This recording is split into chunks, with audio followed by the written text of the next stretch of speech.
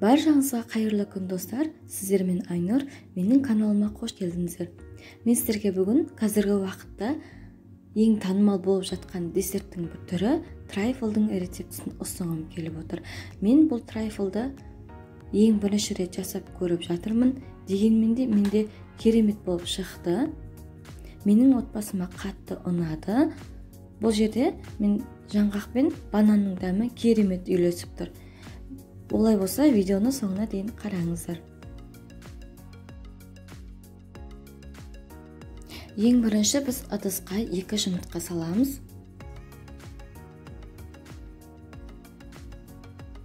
Оның үстіне қант қосып, жақсылап миксердің көмегімен шайқаймыз.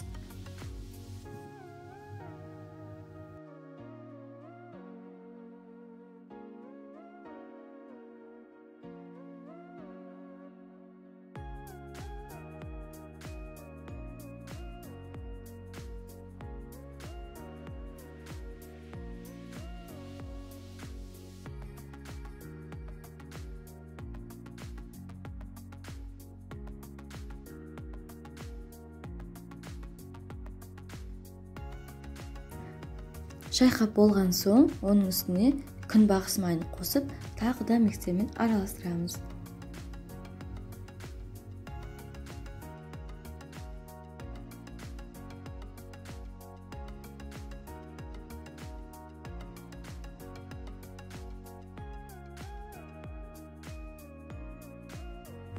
Міне шайқап болдым. Енді біз құрғақ ингредиенттерді жеке қосамыз. Какао, ұн және қопсытқыш. Осыны еліктен өткізіп, біз жұмыртқалы массамызға қосамыз.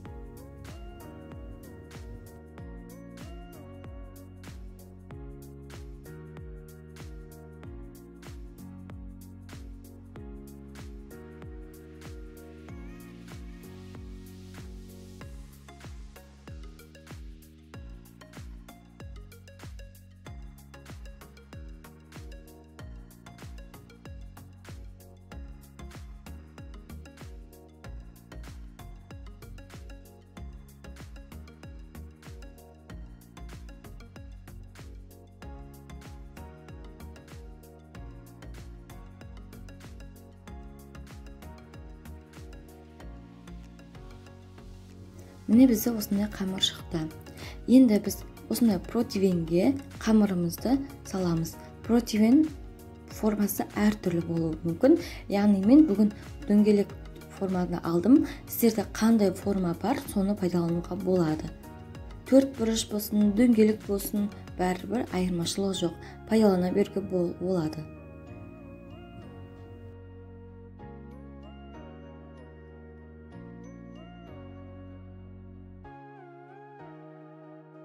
Противенге осындай пергамент қағазын салып, оның үстіне тестаны құямыз. Ал егер сізде пергамент қағаз болмаса, онда күнбағыс маймен жақсылап майлап шықсаңыз болады. Енді 170-180 градуста шамамен 20 минуттай пісіріп аламыз. Осы аралықта глазур дайындаймыз. Ол үшін біз ыдысқа сары майды саламыз және оның үстіне шоколад саламыз.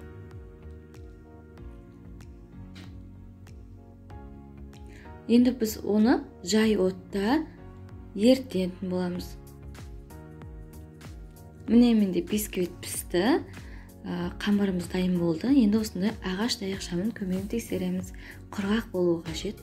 Егер құрғақ болып шықса, онда пісті деген сөз. Қазір біз бисквитті қамырымызды противеннен босатамыз.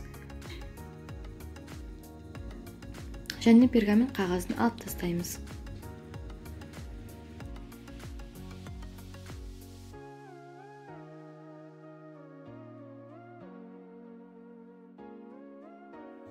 Осындай төсеніш қоямыз астына және бисквитті 2 бөлікке бөлеміз. Біріншісін аламыз, осындай ұзын таяқшаға бөлеміз, одан кейін бар кубиктарға бөліп шығамыз.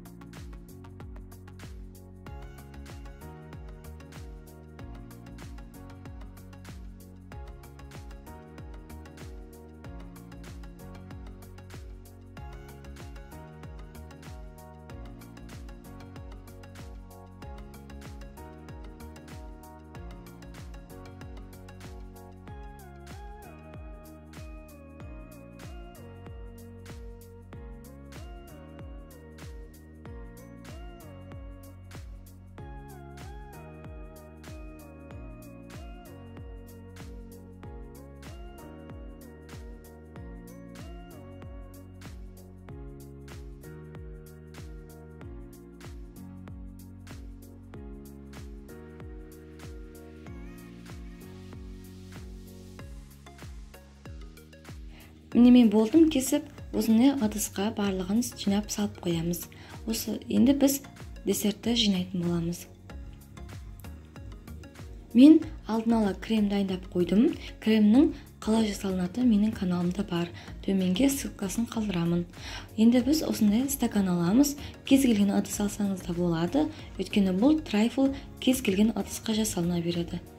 Мен осындай стакандар алдым. Енді оның үстіне біз ішіне жаңағы қамырымызды саламыз. Яғни бисквитті саламыз, көбікке бөлінген. Оның үстіне крем саламыз. Кремді жақсылап жағып шығамыз барлық жеріне.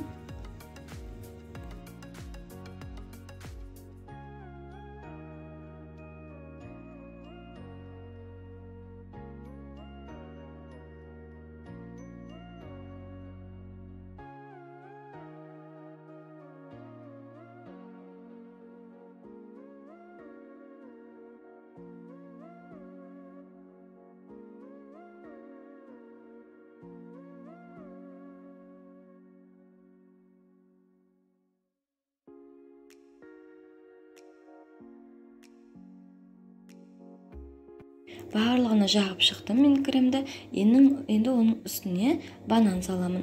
Сіздер өз қалауыңызша басқа жидектерді салуға болады. Мен екеуіне салдым, екеуіне салған жоқпын.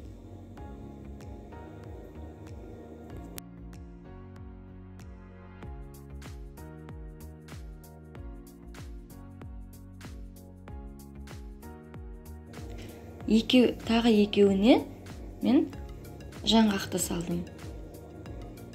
Өз қалауыңызша изюмды да пайдалануға болады, грецкий орехты да пайдалануға болады. Барлығы өз қалауыңызша.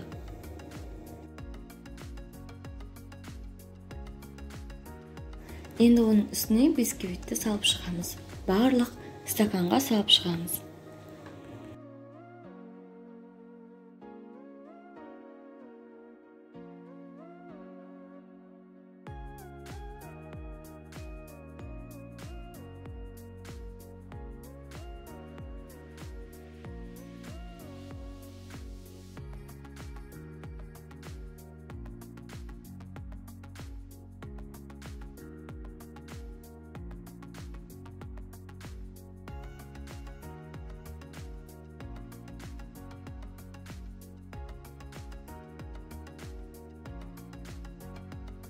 Мен барлығына салдым және үстін креммен жағып шықтым. Енді біз десерттің үстіне жаңаға ерітілген шоколадты құятын боламыз. Яғни глазур пайда болады бізде.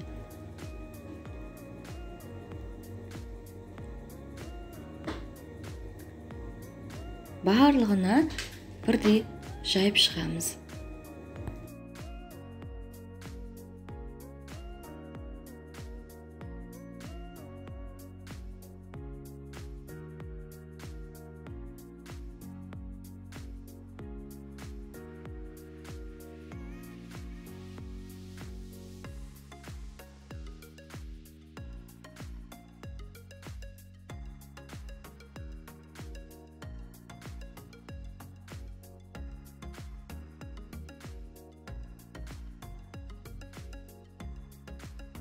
Міне көргендеріңіздей барлығына жайып қойдым. Енді тоңазытқышқа шамамен 30 минуттай қойып қоямыз.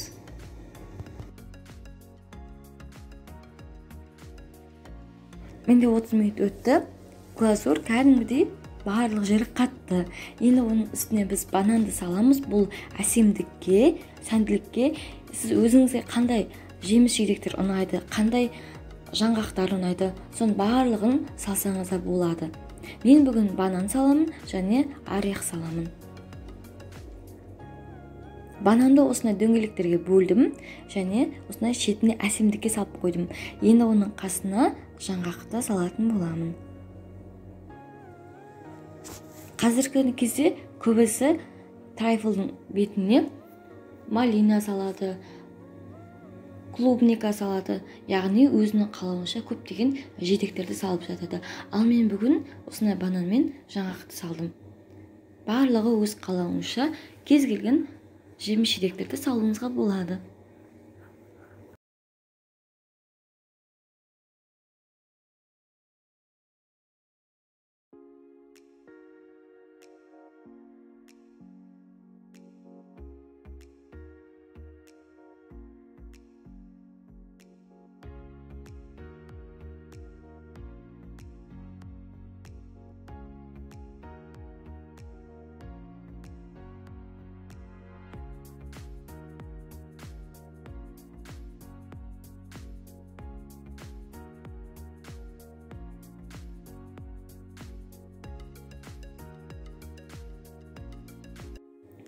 Міне біздің трайфл дайын. Енді толықта дастарханға ұсынуға әбден болады. Егер де менің видеом сізге ұнаса, менің каналыма міндетті түрде тіркеліп қойыңыздар. Төменге Instagram парақшасын белгілеп қоямын. Сол жерде де тіркелуді ұмытпаңыздар. Видеоны соңына дейін қарағандарыңызға рахмет. Менің каналыма тіркелуді ұмытпаңыздар.